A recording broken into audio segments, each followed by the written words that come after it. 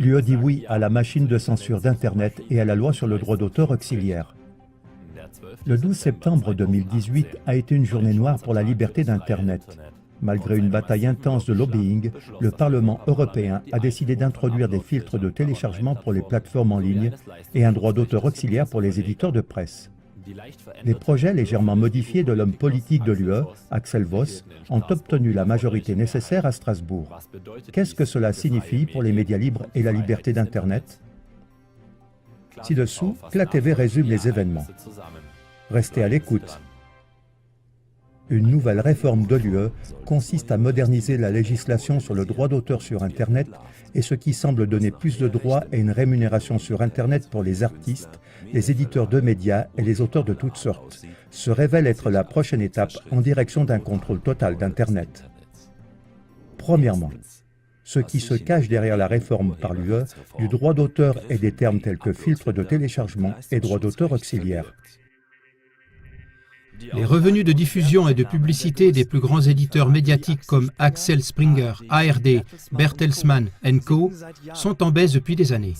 Dans le même temps, l'intérêt pour les médias libres augmente chaque jour. En quelques clics de souris, des avis alternatifs, des rapports de témoins indépendants, des expertises gratuites du monde entier, etc. sont diffusés sur Internet et visités des millions de fois. Une véritable raison d'inquiéter les éditeurs médiatiques et les décideurs politiques de l'UE. C'est du moins ce qu'il semble. Peu de temps après la mise en œuvre de la réglementation de base de l'UE en matière de protection des données, qui restreignait massivement la liberté des médias, l'UE était déjà en train d'élaborer la prochaine réforme de la politique des réseaux. Le nouveau projet de loi de l'UE est censé moderniser le droit d'auteur dans l'Union européenne. Les revenus publicitaires sur Internet sont censés non seulement remplir les caisses des grands groupes de technologie de l'information, mais aussi payer les artistes, les journalistes et tous les créateurs pour leurs services. Les articles 11 et 13 de la réforme montrent entre autres que ce n'est qu'un prétexte pour des objectifs plus élevés. Article 11. Droit d'auteur auxiliaire. Quiconque partage du contenu journalistique a besoin d'une licence de l'éditeur. Celui qui ne l'a pas ne peut pas le partager légalement. C'est ce qu'on appelle aussi droit d'auteur auxiliaire ou taxe de lien. En résumé, les grands éditeurs comme Axel Springer Co. aimeraient être payés par tous les fournisseurs qui relaient ou diffusent leurs publications. Les moteurs de recherche et les plateformes en ligne telles que Google et Facebook affichent des liens avec des titres et des courts extraits de rapports de presse qui méritent la protection du droit d'auteur. L'argument du lobby des éditeurs et des politiciens de premier plan est que cette prestation journalistique doit être protégée, faute de quoi les plateformes Internet voleraient le contenu des médias et gagneraient de l'argent avec. Certains internautes mettent en garde. Avec l'application du droit d'auteur auxiliaire, la liaison et le partage de contenu sur Internet sont monopolisés, rendus plus difficiles et finalement empêchés. De plus, l'introduction d'une taxe de lien comporte la menace de devoir dire adieu à la liberté de l'information sur Internet. La loi auxiliaire sur le droit d'auteur est du pur lobbying et illustre le lien étroit entre les maisons d'édition allemandes et la politique de l'UE. Article 13. Filtre de téléchargement. Les plateformes Internet doivent filtrer les téléchargements des utilisateurs pour violation du droit d'auteur. C'est ce qu'on appelle aussi un filtre de téléchargement. Selon l'article 13, à l'avenir, les plateformes Internet devraient comparer chaque téléchargement, c'est-à-dire chaque extrait de texte, image, son ou film, qu'elles souhaitent publier sur Internet avec une base de données payante afin de déterminer s'il s'agit d'un contenu protégé par le droit d'auteur. Sous couvert du droit d'auteur, une machine à censurer Internet est en train d'être mise en place pour décider de ce qui peut et ne peut pas être publié sur Internet. Exigence légale selon laquelle chaque publication doit être approuvée par un filtre défini par le gouvernement et l'entreprise avant d'être publiée signifie la fin de la liberté d'expression sur Internet.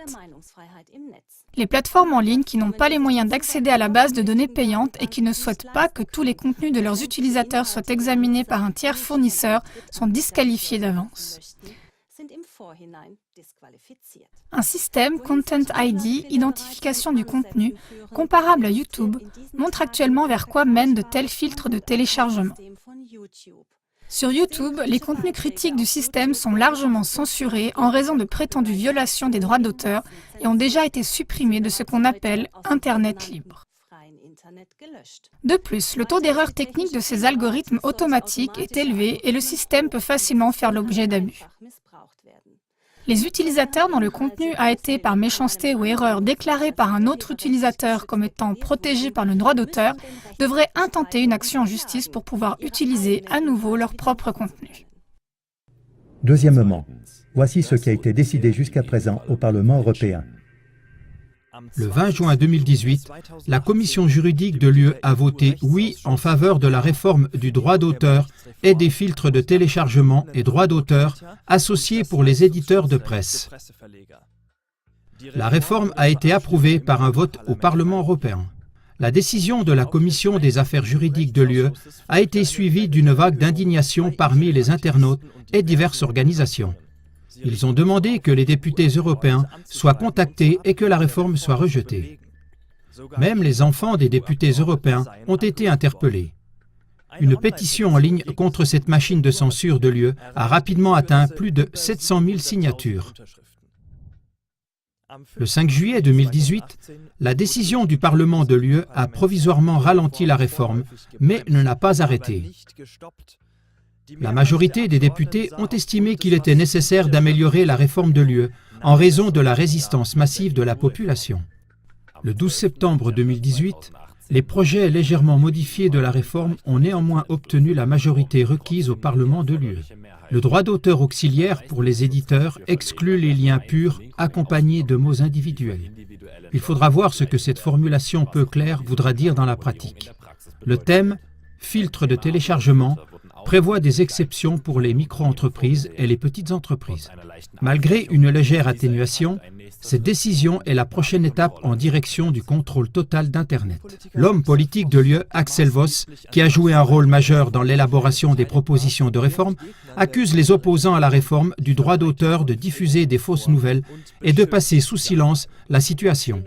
Cette belle campagne de fausses nouvelles, qui à l'heure actuelle est menée par les grandes plateformes, avec ces mots-clés « machine de censure » ou « filtre de téléchargement » ou autre chose, ce que nous essayons maintenant de faire ici, c'est d'utiliser comme base le logiciel de reconnaissance des œuvres protégées par le droit d'auteur.